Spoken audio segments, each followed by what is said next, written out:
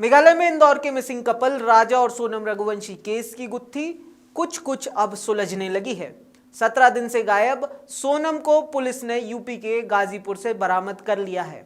इसके अलावा अलग अलग जगहों से सोनम समेत पुलिस ने 5 लोगों को राउंड अप किया है। लेकिन इस सब के बीच इस केस को लेकर अलग अलग तरह की राय सामने आ रही हैं। खैर, अब तक पूरे मामले में सिलसिलेवार क्या हुआ इसे समझने के लिए 4 बयान हम आपको सुनवाएंगे। इस पूरे मामले में 3 राज्यों की पुलिस शामिल थी। एमपी, यूपी और मेघालय में अलग अलग तार इस केस से जुड़े हैं। मेघालय में एनडीआरएफ, एसडीआरएफ के अलावा एसआईटी भी गठित हुई। इस पूरे ऑपरेशन में क्या हुआ, सुनिए मेघालय के गृह मंत्री प्रेस्टोन तिनसोंग से। The real issue here is to nab the culprit, the suspects. So now we have done that. The first phase is completed, and now the second phase is just started. And please be patient, wait with us, and I am very sure all the truth will come out in course of the investigation. सबसे पहले बताते हैं कि आखिर इस पूरे मामले की शुरुआत कहां से हुई। तो इस पूरे मामले की शुरुआत मध्य प्रदेश के इंदौर में 11 मई को हुई थी, जब राजा और सोनम रघुवंशी की शादी हुई।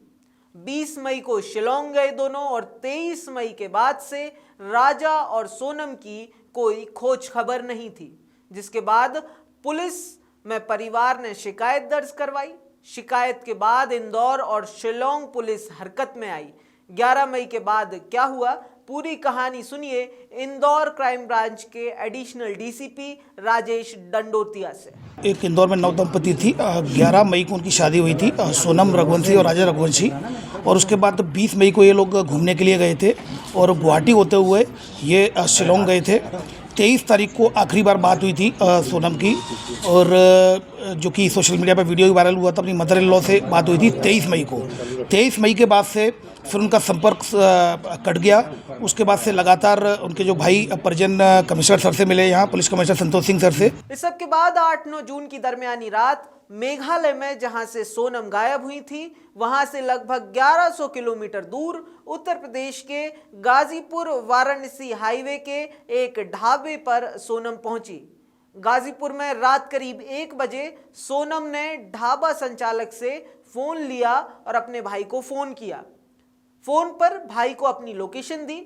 भाई को जब यकीन नहीं हुआ तो भाई ने वीडियो कॉल करने को कहा। वीडियो कॉल पर सोनम की लोकेशन कंफर्म होने पर भाई ने राजा के भाई को देर रात ही फोन पर बताया। भाई ने फिर जानकारी पुलिस को दी। अब यहां से आगे की कहानी सुनिए गाजीपुर एसपी ईरज राजा की जुबानी। आज प्रातःकाल एक सूचना प्राप्त हुई थी थाना नंदगंज पर। मध्य प्रदेश पुलिस के द्वारा एक सूचना दी गई थी कि एक सोनम नाम की महिला है, वो काशी ढाबा जो कि वाराणसी गोरखपुर हाईवे पे थाना नंदगंज क्षेत्र में स्थित है, वहाँ पर वो है। तो तत्काल उस सूचना का संज्ञान लेते हुए एसओ नंदगंज फोर्स के साथ वहाँ मौके पर पहुँचे, और वहाँ पर सोनम नाम की एक महिला वहाँ पे मिली, जिसको फ़ौरन वहाँ से रिकवर करके डिस्ट्रिक्ट हॉस्पिटल ले जाया गया। वहाँ पर प्रारंभिक उपचार कराया गया और फिर उपचार के बाद उनको वन स्टॉप सेंटर में ले जाया गया है। गाजीपुर पुलिस ने अब तक कोई पूछताछ तो नहीं की है सोनम से, लेकिन हैंडओवर के बाद शिलोंग पुलिस सोनम की ट्रांजिट रिमांड कोर्ट से लेगी। इसके बाद सोनम से पूछताछ होगी। बहरहाल मेघालय पुलिस ने इस मामले में इंदौर के 21 साल के राज सिंह कुशवाहा को मुख्य आरोपी और साजिशकर्ता बताया है। इसके साथ ही मेघालय पुलिस सोनम के भी साजिश में शामिल होने के एंगल पर जांच कर रही है।